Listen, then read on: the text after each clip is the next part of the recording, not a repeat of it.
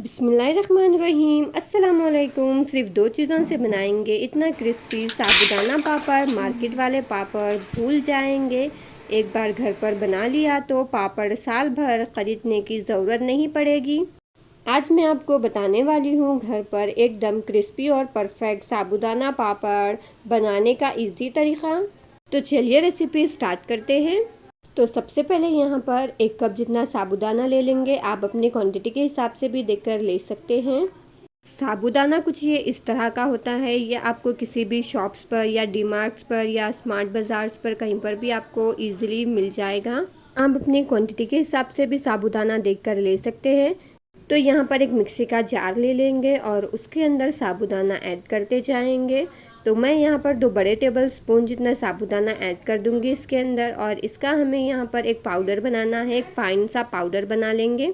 तो मैंने यहाँ पर सारे साबूदाने का कुछ इस तरह से पाउडर बनाकर रेडी कर लिया है, और इस पाउडर को हम लोग साइड में रख देंगे और गैस पे आ जाएंगे। यहाँ पर एक बर्तन रख देंगे और उसके अंदर 3 ग्लास जितना पानी ऐड कर देंगे। आप अपने साबूदाने की आधी क्वांटिटी पानी ऐड करिए, क्योंकि साबूदाना जब पकता है तो ये फूलकर और डबल हो जाता है। इसके अंदर एक बार स्टर कर लेंगे, और थोड़ा सा पानी कम लग रहा है तो 1 गिलास पानी और ऐड कर देंगे, और इसे स्टर करते हुए जब तक पकाएंगे कि जब तक इसकी कंसिस्टेंसी कांच जैसी एकदम बिल्कुल ट्रांसपेरेंट सी ना हो जाए। इसे 5 मिनट हाई फ्लेम पर इसी तरह से स्टर करते हुए पकाएंगे। 5 मिनट बाद इसकी कंसिस्टेंसी कुछ ऐसी आ जाएगी। देख सकते हैं आप, ये काफ़ी हद तक फूल चुका है और इसकी क्वांटिटी भी थोड़ी सी बढ़ चुकी है। तो इस टाइम पर हम लोग इसके अंदर 1 टेबल स्पून जितना ज़ीरा और 1 टेबल स्पून जितना नमक ऐड कर देंगे। नमक यहाँ पर थोड़ा ही ऐड करें, क्योंकि पापड़ में नमक बहुत ज़्यादा हो जाता है, इसीलिए इसकी क्वांटिटी हमेशा कम ही रखिएगा, खास तौर पे साबूदाना वाले पापड़ में। तो यहाँ पर हमारी साबूदाने की कंसिस्टेंसी कुछ इस तरह की हो चुकी है, और इसका कलर भी पूरी तरह से चेंज हो चुका है, और ये पूरा ट्रांसपेरेंट हो गया है, एकदम कांच जैसा लग रहा है। इसे इसी तरह से 2 मिनट तक लो मीडियम फ्लेम पर स्टर करते हुए पका लेंगे। अब इसका फ्लेम ऑफ कर देंगे। ये बिल्कुल परफेक्ट कंसिस्टेंसी में है और बिल्कुल कांच जैसा हो चुका है। तो अब फटाफट से इसके अब हम लोग पापड़ डालना शुरू कर देंगे। पापड़ डालने के लिए मैंने यहाँ पर एक थैला लिया है। आप चाहे तो कवर या किसी भी तरह का कपड़ा भी ले सकते हैं। जो चावल के आमतौर पर थैले आते हैं, वो थैला मैंने ले लिया है। उसे मैंने बीच से कट कर लिया है, और कुछ इस तरह से यहाँ पर पापड़ सारे थैले पर डाल दूँगी। या आप चाहे तो इस तरह से कवर भी ले सकते हैं। जो हम शॉपिंग वगैरह पर जाते हैं तो कवर मिलती है, वो वाली कवर भी लेकर आप उसके ऊपर भी डाल सकते हैं। तो यहाँ पर मैं 2 टेबल स्पून जितना पेस्ट ले रही हूँ साबूदाने का, और इसे बिल्कुल हल्के हाथ से इस तरह से शेप दे लेंगे, एक राउंड सा बिल्कुल पापड़ जैसा। बहुत ही इजीली आप इसे हैंडल कर सकेंगे, क्योंकि ये ज़्यादा स्टिकी नहीं रहता है, तो आप बिल्कुल इजीली इसे शेप दे सकेंगे। पर ये काम आपको बिल्कुल फटाफट करना होगा, वरना ये हल्का सा जम जाएगा। तो मेरे पापड़ की क्वांटिटी बहुत ज़्यादा है, तो मेरे पास कवर फुल हो चुकी है, और मैंने यहाँ पर दूसरी कवर ले ली है जो वाइट वाली कवर है। इसके ऊपर भी कुछ इसी तरह से हम लोग सारा प्रोसेस वही करेंगे, और इसी तरह से पापड़ डालते जाएंगे। और आप चाहे तो पापड़ छत के ऊपर या अपने रूम में भी डाल सकते हैं। आपको इसे धूप में ही डालना ज़रूरी नहीं है, क्योंकि बहुत सारे घरों में धूप नहीं आती है डायरेक्टली। तो आप इसे अपने रूम में भी डाल सकते हैं आराम से। बस इसे फ़ैन के नीचे 4 से 5 घंटों के लिए अच्छी तरह से सूखने के लिए छोड़ दीजिएगा, और पापड़ को थोड़ा सा मोटा ही डालिएगा, क्योंकि ये सूखकर बहुत ज़्यादा पतला सा हो जाता है। और मैं सारे पापड़ को 5 से 6 घंटों के लिए सुखा लूँगी, और इसके बाद आपको इसका फ़ाइनल रिज़ल्ट बताऊँगी ये सूखकर कैसे लग रहे हैं।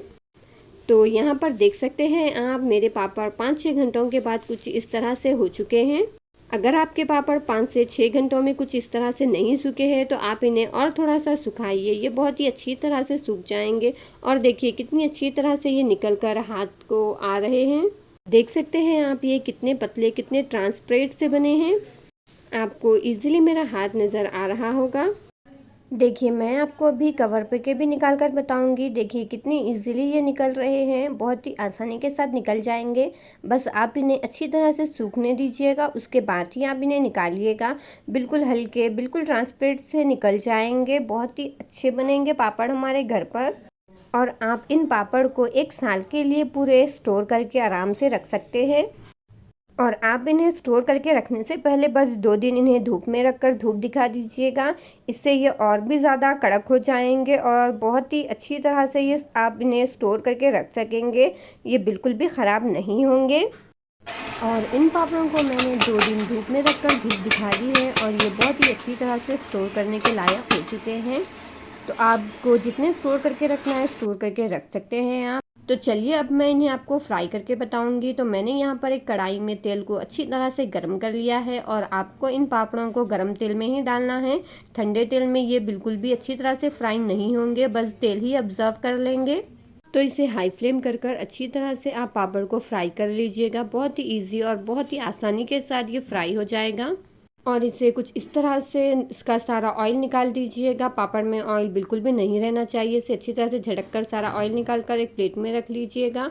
और मैं यहाँ पर आपको और भी पापड़ फ्राई करके बताऊँगी। देखिए बिना किसी देरी के बहुत ही आसानी से हमारे पापड़ फ्राई हो जाएंगे। बस तेल को आप अच्छी तरह से गर्म कर लीजिएगा हाई फ्लेम पर, और पापड़ को भी हाई फ्लेम पर ही फ्राई करिएगा। आपके बिल्कुल सफ़ेद सफ़ेद से बिल्कुल बहुत ही अच्छी क्रिस्पी वाले पापड़ बनकर रेडी हो जाएंगे। जब भी आपका दिल बोले घर पर पापड़ इंस्टेंट बनाकर खा सकते हैं आप। तो लीजिए हमारे बहुत ही क्रिस्पी करारे साबूदाने के पापड़ बनकर रेडी हैं। देख सकते हैं आप कितने ज़बरदस्त क्रिस्पी करारे से बने हुए हैं हमारे पापड़। और आपको मैं इन्हें तोड़कर भी बताऊँगी। तो देखिए आप इसकी आवाज़ सुनिए, ये कितने क्रिस्पी करारे बने हैं। और इन पापड़ को आप दाल चावल या किसी भी रेसिपी के साथ एंजॉय कर सकते हैं, या आप इसे इवनिंग स्नैक्स के तौर पर भी एंजॉय कर सकते हैं। अगर से आपको ये रेसिपी पसंद आई है तो प्लीज़ मेरे चैनल को ज़रूर सब्सक्राइब करिएगा और मेरे वीडियो को लाइक शेयर कमेंट भी ज़रूर करिएगा। तो चलिए इसी के साथ मिलती हूँ मैं एक और नई रेसिपी के साथ। अल्लाह हाफिज़, दुआ में याद रखिएगा।